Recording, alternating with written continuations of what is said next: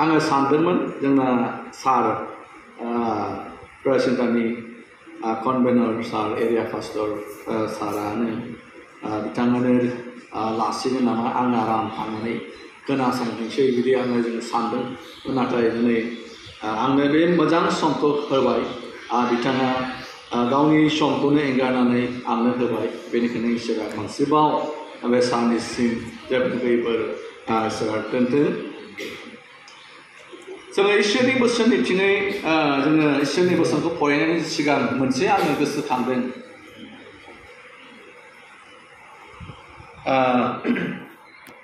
जेब्ला सासे सासे इन्जिनियारा मोनसे बिराद गुवार हाखौ नायहोनो थाखाय जेब्ला फैदोंमोन फैनानै नुफैबाय गारिनिफ्राय ओंखारबाय दाथ' मोनसे सागोर मोनसे दैमा दङ बे दैमाखौ नावजोंसो बारलांनांगौ बेबायदि बेयो गारिजों खामानि गैला दैखौ बारलांनानैसो मोनसे गाव जे हाखौ नायनो नागिरदों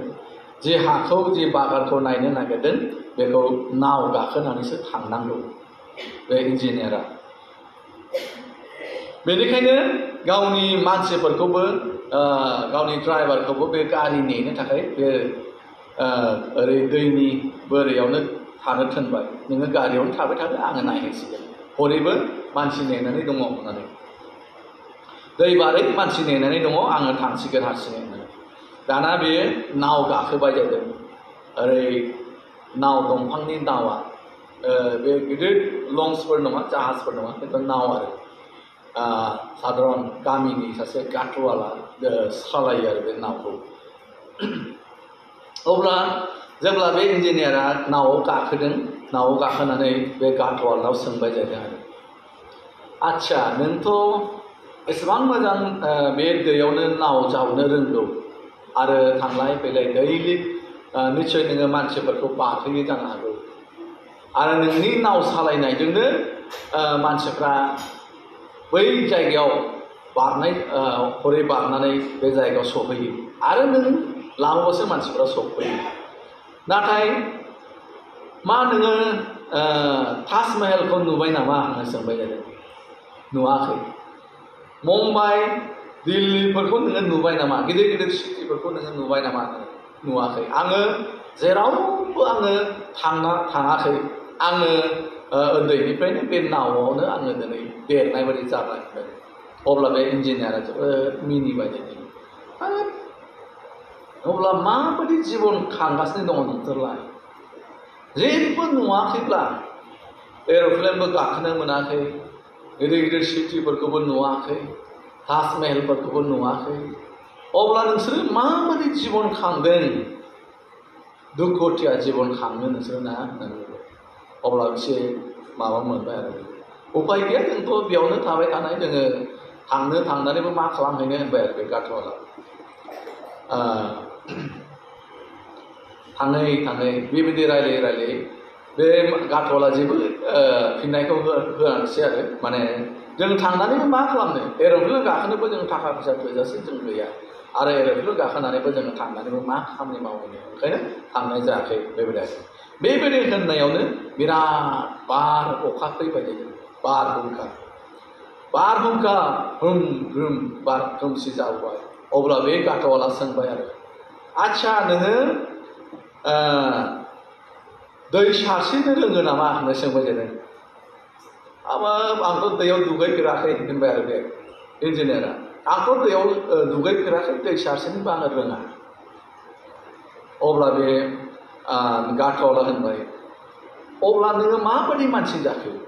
एसेबां इन्जिनियार जालायलायबाय गोरों गोरा जाबाय नोङो दैखौनो नोङो सानस्रिनो हायाब्ला नोंथ' दिनै थैसिगोन होनबाय मानोना जेरैबायदि बार फैगासिनो दङ बार फैबानो बारा सफैबानो नावा बेलथायबानो नोङो दैयाथ' बिराद गोथौ नोङो दै सारस्रिनो रोङाबा नोङो थैगोन होनबाय अब्ला बिराद गिबाय आरो बे इन्जिनियारा आयौ आंखौ बासाय होनबाय जादों अब्ला खुनुरुखुम बाराथ' सफैबाय बे गाथुवाला बेथ' अस्तादखा बे नावाव बेलथायब्लाबो बे माखासे टायार टिउब दङ थिउजों लानानै बेखौ हमनानै सानस्रिनानै आखाइ फारसे सानस्रिनानै बेखौ बासायदों Praise the Lord बेनिखायनो होनदों सोरबा सासे मानसिया टाउन सिटियाव थानानै गोरों गोरा जानानै बेहा बे साइडआव गोरों गोरा गावनि साइडआव जथेस्थ' बियो गोरों बिराद गोरों नाथाय बबेबा मोनसे खामानियाव बे रोङा बबेबा मोनसेयाव बिराद गोरों जानो हागौ थाखा फैसा धोन सम्पथियाव बिराद गोरों बा अलमस्ट बेनाव थानो हागौ नाथाय बबेबा सोरबा सासे गोरों जानानै थानाय मानसिखौ बे रोङा होनदों आरो दिनै आङो बे काहानिखौ गोसोखांनानै दिनै आङो प्रेयार सेन्टारखौ गोसोखांदों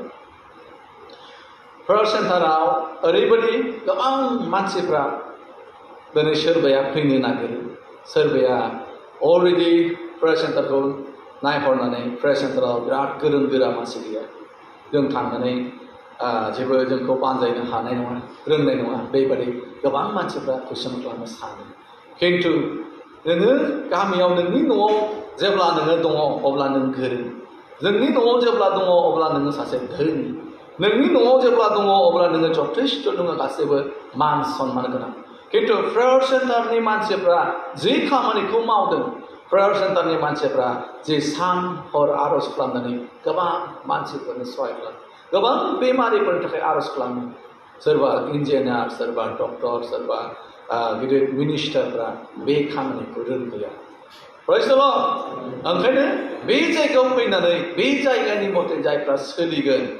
जायफ्रा बे जायगानि दैदेननायनि नियमफोरखौ जायहा मानिगोन बे बेक्तियासो दिनै थार सोखाजानाय बासायजानायखौ मोनगोन Praise the Lord Hallelujah खिन्थु जायफ्रा जुदि गावनि न'आव धोनि गिदिर आङो इन्जिनियार आङो सासे डक्टर आङो सासे एकदम EMनि सासे आङो PA होननानै सोरबाया जुदि बेवहायबो एखे बेबायदि दुगा गोसोनि थाफैब्ला बेनि गोसोआ जुदि गुरै जायाब्ला बेनि फोरोंनायखौ जुदि लायाब्ला निस्सय बेनाव इसोरनि जिउआ हाबनाय नङा इसोरनि आत्मायाबो बेखौ सोखानाय नङा ओंखायनो बे जायगायाव फैनानै बे जायगानि मानसिफ्रा जेरै नाव गाथ'वाला जेरैबायदि बे दैयाव बे गेलेनानैनो बेयो एक्सपार्टखा दैयाव माबोरै सानस्रिनांगौ माबोरै बे गावखौ रैखा खालामनांगौ बे मिथिखागौ सोरबा सासे मानसिखौ माबोरै बासायनांगौ बेखौ मिथिखागौ ओंखायनो इन्जिनियारा बिराद गोरों थाखा फैसायावबो गारि गरायावबो गासैबो अलमस्ट दंब्लाबो बे मोनसे गाथ'वालनि रोंनायखौ बे रोङा ओंखायनो प्रेयार सेन्टाराव फैनानै साफ्रोमबो फास्टिं थाग्रा बिश्वासिफोर दिनै जोङो बे जायगायाव फैनानै बे जायगानि नियमफोरखौ जायहा बिथांमोना चेयारमेननिफ्राय लानानै दिनै फोरोंलांगोन मा खालामनांगौ माबायदि खालामोब्ला आर'ज खालामोब्ला इसोरनिफ्राय सोखाजानायखौ गोरलैनो मोनगोन बिसोरनि फोरोंनायखौ जायफ्रा थाब नाजावगोन एक्सेप्ट खालामगोन बिसोरो थाब सोखाजानायखौ बासायजानायखौ मोनगोन Praise the Lord ओंखायनो जोङो बे जायगायाव फैनानै बयबो बिसोरनि खोथाखौ जोङो खोनासंनांगौ मानोना बिसोरो एक्सपार्ट जाखाबाय मिथिजोबखाबाय इसोरजों सोखाजानो थाखाय मा बुंब्ला सासे मानसिया थाब सोखाजानायखौ मोनो बेखौ बिसोर अलरेडि मिथिखाबाय आरो बिसोर सान हर दिनै आर'ज खालामनानै होयो बेनिखायनो बिसोरनि खोथाखौ मानिनांगौ जोबोद जोबोद इम्परटेन्ट दरकार जोङो इसोरनि बोसोनथिङै जोङो थांनि Praise the Lord कारेन्ट गैयाब्लाबो खोनागोन आं एसे आवाजआ गिदिरखा आं दा सहैखागोन खोमा जोङो जाकबआव जों नायनि जाकबनि 4 अध्याय 17 पदखौ अन्नानै जों फरायनि बर'नि फरायनो नामा दे सोरबा मोनदोंबा फंबाय प्रनय सोरबा मोनदोंबा दे फरायदो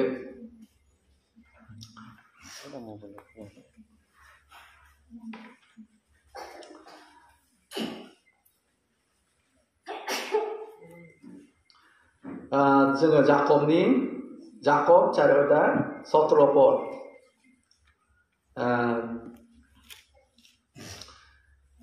मोनाखैना आं फरायनि होनबा हिन्दीनि फरायनि आङो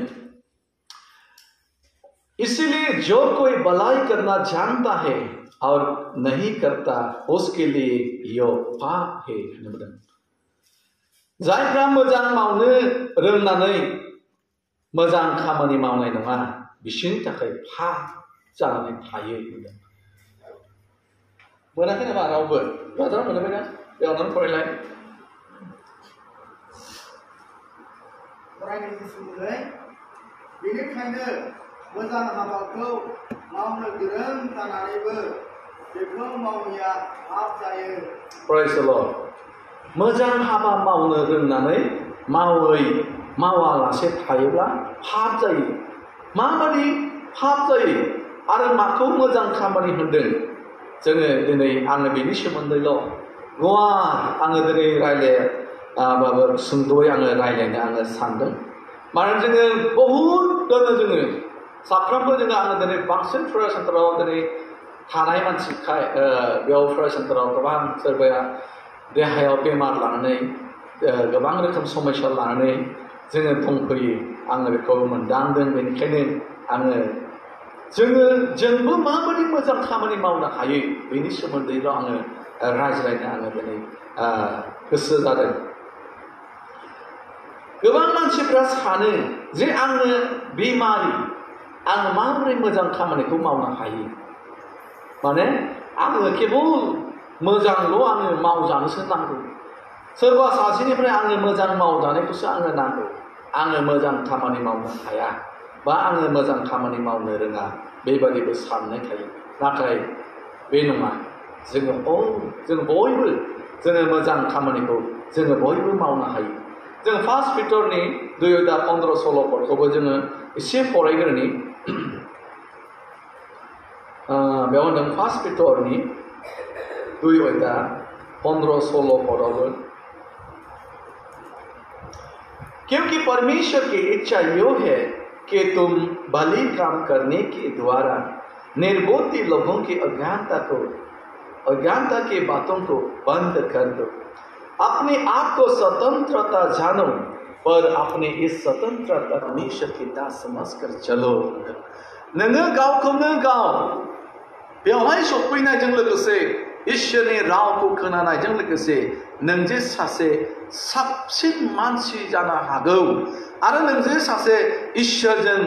सायख'जानाय इसोरजों अनजानाय नोंबो सासे मानसि जागोन होननानै नों गावखौ बेबायदि महसुस खालामनांगौ साननांगौ होननानै बुंदों। आरो नों गावखौ गाज्रिजों नोङो गावखौ दा दोनसै जेब्लायबो नोङो गावखौ पजिटिभआव नोङो लाबो अब्लानो आरो बुंबावदों आरो नों गावखौ सासे इसोरनि फिसा इसोरनि सासे इसोरजों सायख'जानाय सासे नोंबो इसोरनि फिसा बायदि साननानै नोङो गावखौ लानानै मोजां खामानिखौ नोङो मावोब्ला नोङो जेब्लाबो नोङो नोंनि थांखि बायदि नोङो जाफुंसार जागोन। नोंनि थांखि बायदि नोङो दिनै नोंनि मोननांगौखौ नोङो मोननो हागोन होनदों। जोङो गालातियान 6:9 बे बाथ्राखौ बुंदों जे गोबां मानसिफ्रा मोजां खामानि मावनो रोंसेयावबो रोङैयाव दिनै पाप जायो, खस्थ' मोनो, दुखु मोनो, आनजादाव गोग्लैनांगौ गोनां जायो। जोङो एग्जाम्पलनि थाखाय मोनसे जोङो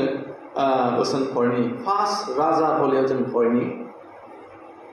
17:1 जों फरायलांनि। बेवहाय आङो उदाहरन हिसाबै जोङो एसे जों आरो साबसिन मोनदांनायनि थाखाय मिथिनो थाखाय आङो बेखौ एसे फरायलांनि। बेवहाय सासे राजा दङ आहाब राजा होननानै बुंदों। जाय राजाया गियानि गोरों गोरा बिराद धोनिबो राजा होननानै बुङोब्ला आरो बेनाव मा जोबनो गासैबो दंनाय मानिया बेनावनो दंखाजोबो। आं एसे फरायग्रोनि। तिसबी एलिया जो गिलाद के परदेशों में से था उसने अहाब से कहा इज़राइल का परमेश्वर यहोवा जिसके सम्मुख में उपस्थित रहता हूँ उसके जीवन के सफर इन वर्षों में मेरे बिना कहीं ना तो मैं बरसेगा और ना ओस पड़ेंगे। तब यहोवा का यह वचन उसके पास पहुंचा यहाँ से चलकर पूर्व की ओर जहाँ और करीब नामक नाले में जो यरदन के पूर्व में है छिप जा। उसी नाली का पानी तो पियाकर और मैंने कौओं को आज्ञा दी है कि वे तुझे वहां खिलाए। यहोवा का यह वचन मानकर वह यरदन के पूर्व में करीत नामक नाले में जाकर छिप रहा और सवेरे और सांझ को कौवे उसके पास रोटी और मांस लाया करते थे और वो नाले का पानी पिया करता था। कुछ दिनों के बाद उस देश में वर्षा ना होने के कारण नाला सूख गया। Praise the Lord. Hallelujah. जोङो बेवहाय खोनादों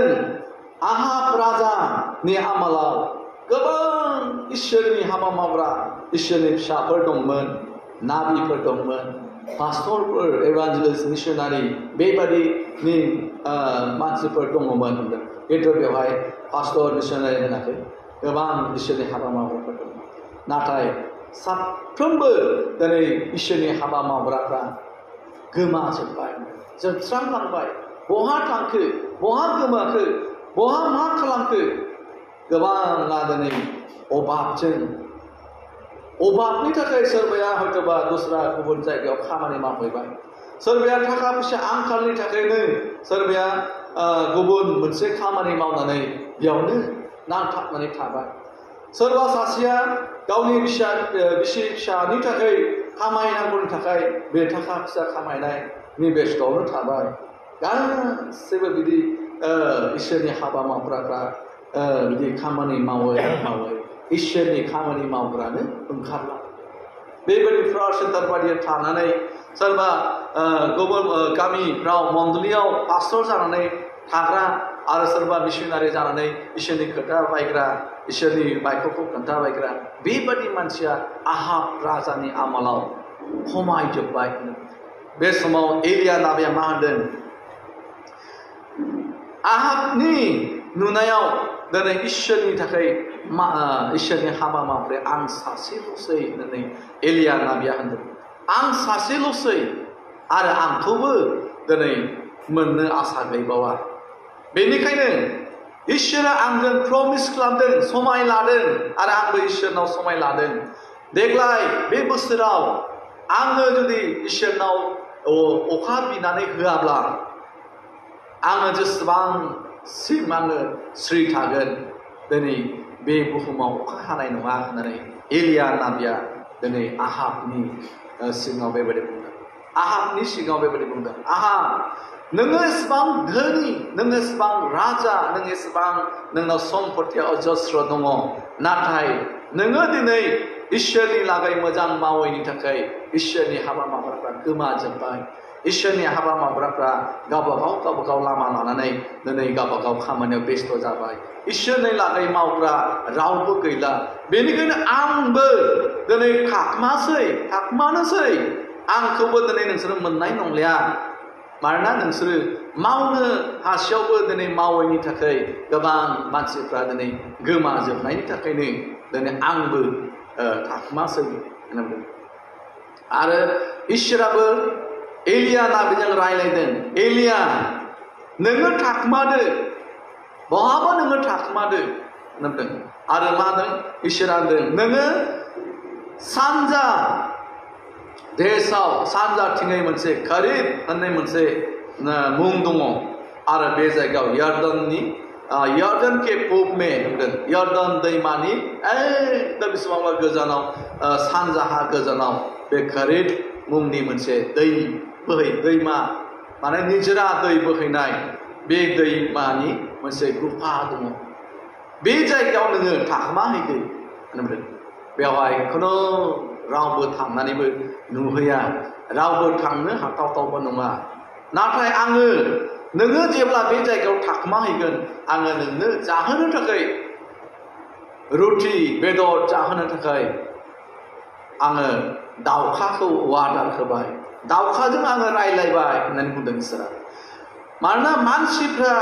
दिनै इसोरनि आंनि खामानि मावनो थाखाय मानसिफ्रा दिनै आंनि खामानियाव थाखा फैसा सहाय होनो बा खोथा बाथ्रा सहाय होनो बेबायदि मानसिया मोनला।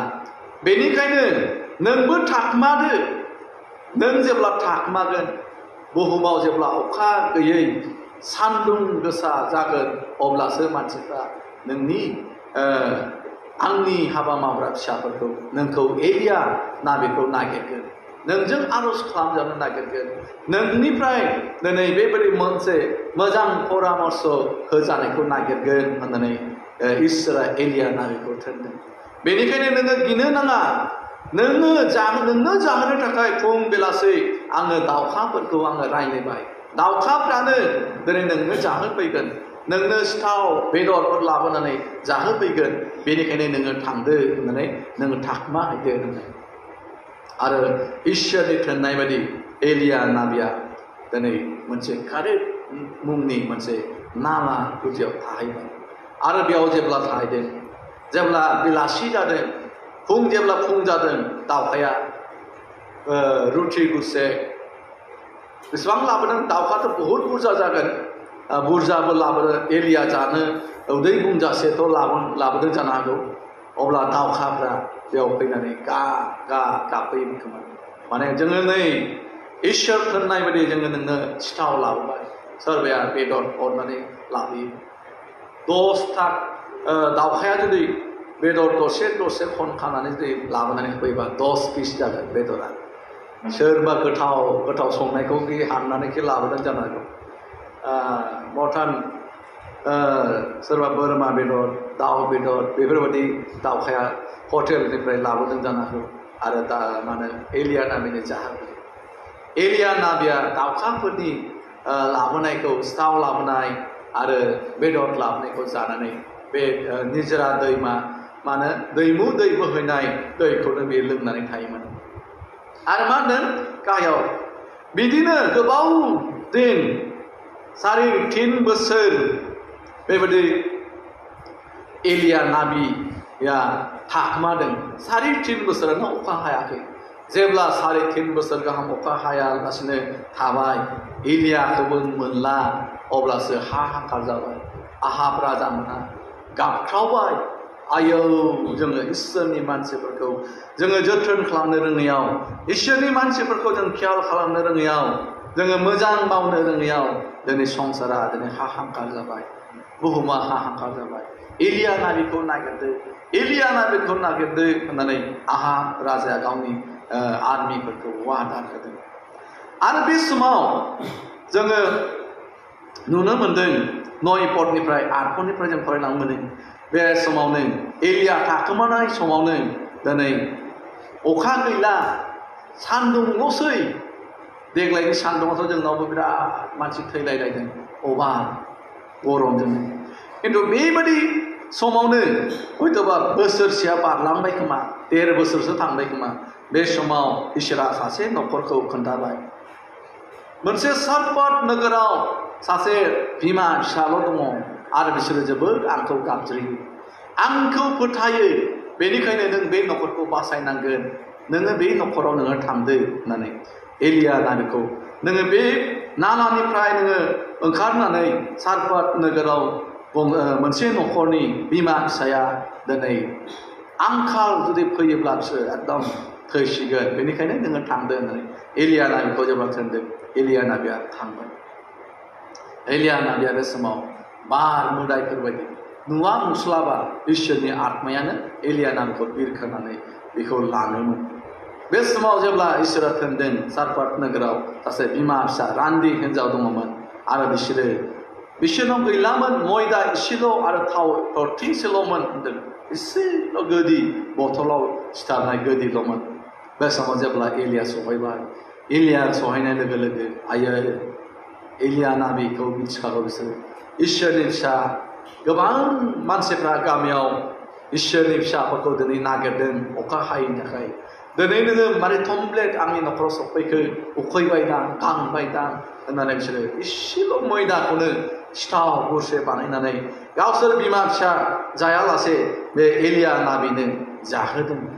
एलिया नाबिनो बे इसेल' मैदाखौनो सिथाव गुरसे बानायनानै बिसोरो जेब्ला बे रान्दि हिन्जावा जाहोदों अब्ला एलिया नाबियाबो उखैनायनिफ्राय एसे गोजोन गानाय मोनबाय आरो एलिया नाबिया होनदों नोंसोरनाव आरो मा मा दंबावो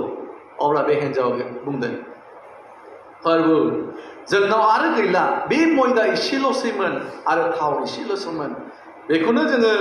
जानोसै नंदोंमोन नाथाय नोंखौ उखैबाय नोंखौ बिराद गांबाय उखैबाय नंनानै आङो नोंनो बानायनानै आङो होबाय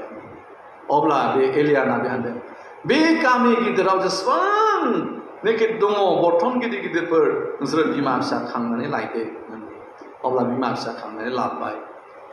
लाबोनानै बिसोर दोनफैबाय न'आवनो जायगा थोलायलायै बेबायदि बर्थन जेब्ला दोनफैदो एलिया नाबिया आर'ज खालामनानै बे थाव थरथिंसेखौल' मोनसे थौआव जेब्ला लुनाय होदों साफा बेसेबां बुरजा 100थानिबो बारा जानो हागौ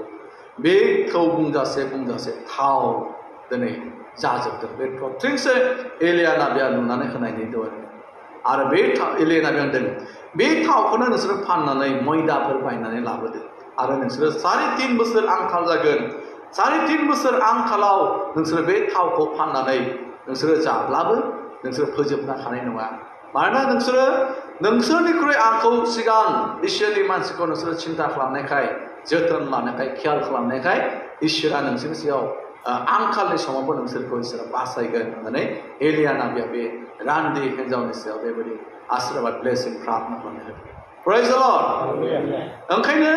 जाकबा होनदों दिनै नोङो मोजां खामानि मावनो रोंसेयावबो जुदि मावाब्ला पाप जायो जोङो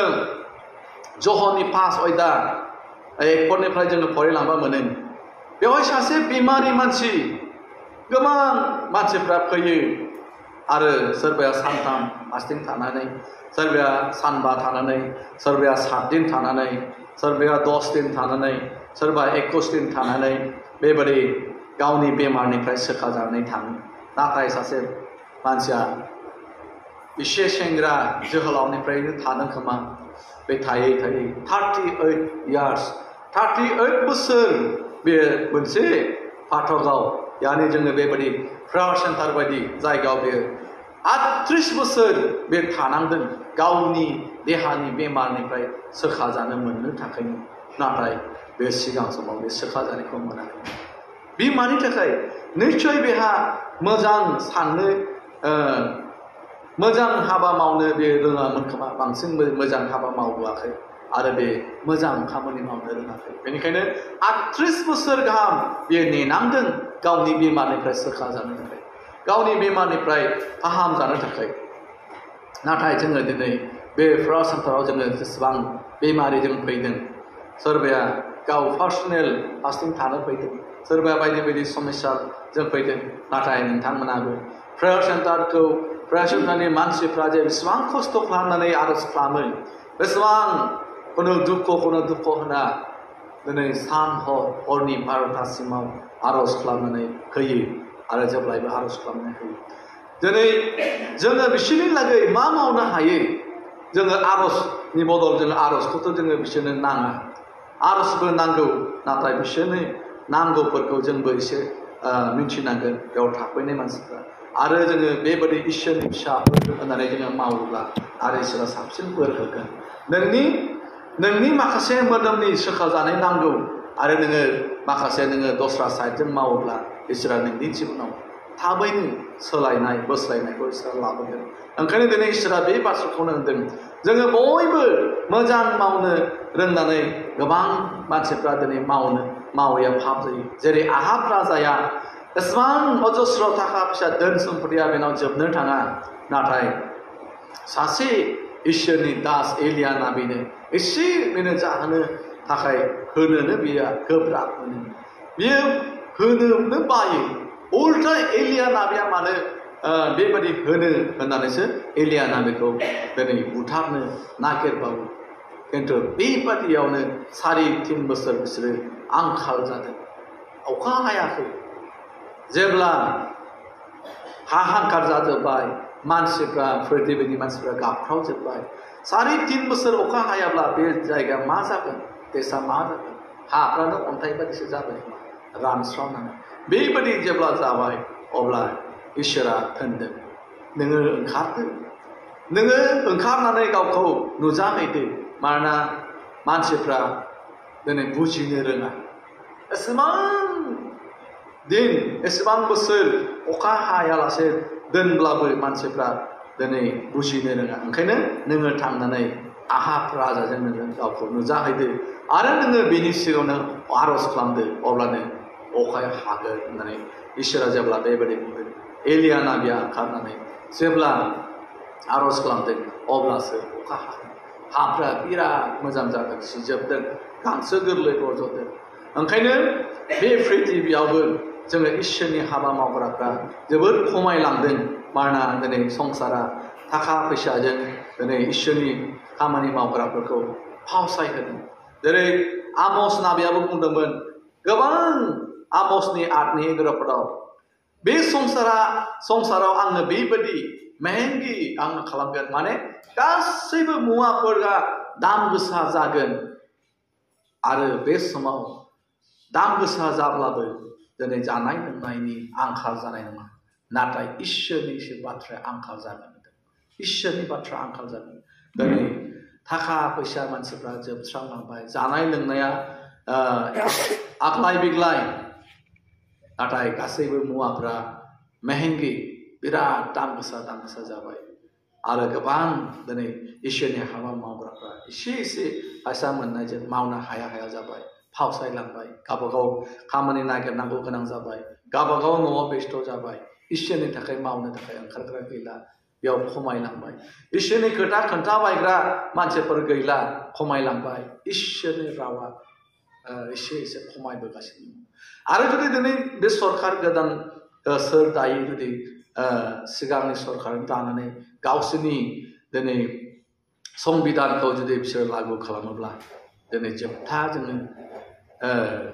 जिसु ख्रिस्ट'नि नैथि फैनाय समा खाथि जाबाय तार वार्डआ खाथि जाबाय होननानै जोङो साननानै लानाया जोङो दरखार माने जोबोद गुसुं बोथोरा जोबोद गिलु बालु बोथोर फैबाय जोङो पौलिनाकरन आरो बिसोरनि अल्ड ट्रेड सेन्टारा दिनै दाख्लै बे इलेक्सननि थाखायनो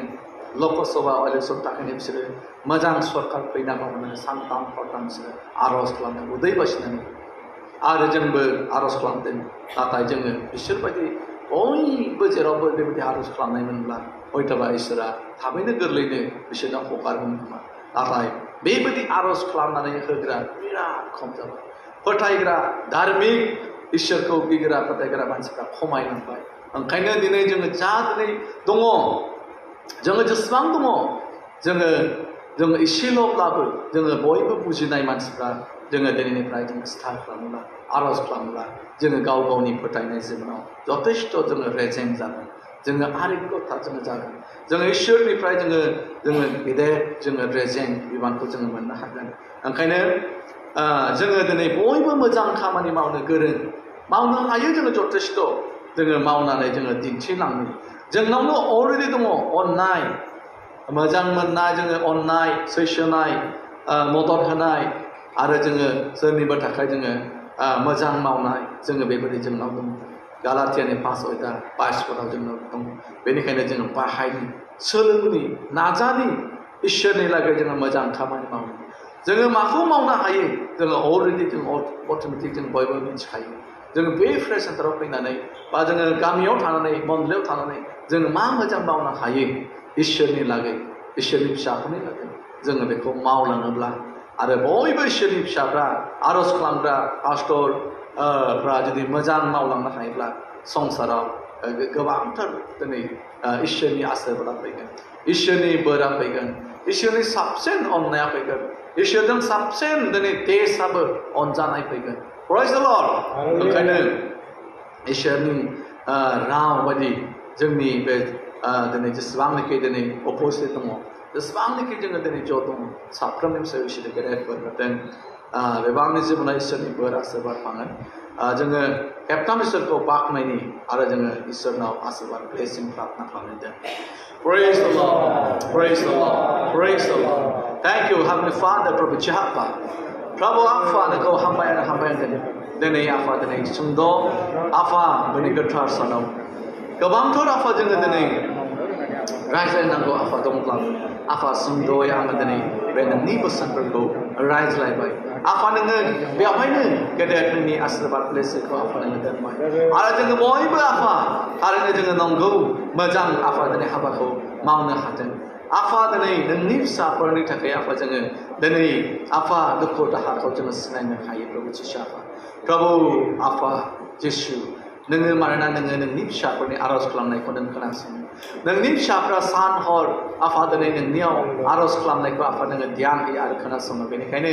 आफा नोंनि फिसाफोरखौ एभेलेबल सानथ्र'नो हायै नोंनि फिसाफोरखौ आरोबाव प्रभु नोंनि हाबा मावग्राफोरखौ जुदि आफा जुदि संसाराव ओंखारबोनायमोनब्ला बेसेबां दिनै मानसिफ्रा दिनै गोबांथार सान्थि जागौमोन नोंनि बोरजों परिपूर्ण जागौमोन नाथाय नोंनि हाबा मावग्राफ्रा खमायलांदोंसै आफा दिनै उनफिनलांदोंसो गावबा गावनि थाखा फैसा खामायनाय बेस्थ'आव गोदोलांबाय आफा रावबो सहाय खालामग्रा गैला हेफाजाब खालामग्रा गैला आफा मदद खालामग्रा गैला बयबो गावबा गावनि खामानियाव बेस्थ' जानायखाय दिनै बिराद आफा दिनै मानसिफोरनि फोथायनाया डाउन जादों खमजुरि जादों बेनिखायनो आफा नोङो बोर होदो आशीर्बाद होदो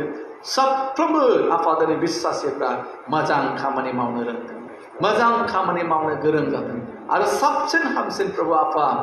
नोंनि हाबानि थाखाय सिन्था खालामग्रा सानग्रा हेफाजाब खालामग्रा जादों प्रभु आफा आरो बेनि न'खरखौ जाय आफा नोंनि फिसाफोरनि सायाव जेब्लायबो आफा नोङो बिथांमोना सहाय खालामो बिनि न'खरखौ प्रभु एसेबो दुखु दाहायाव नोङो दोननाय नङा जेब्लायबो बेमार आजार समस्यानिफ्राय नोङो आरोग्य खालामनानै बिसोरनि न'खरखौ नोङो रैखा खालामनानै दोनगोन जायफ्रा आफा नोंनि हाबा मावग्राफोरनो थाखा फैसा सहाय होयो गोबां रोखोमनि गारि मटर सहाय होयो आफा बिसोरनि न'खरखौ दिनैनिफ्राय जोबजासिम नोङो रैखा खालामगोन नों आरोग्य खालामगोन थेंक इउ प्रभु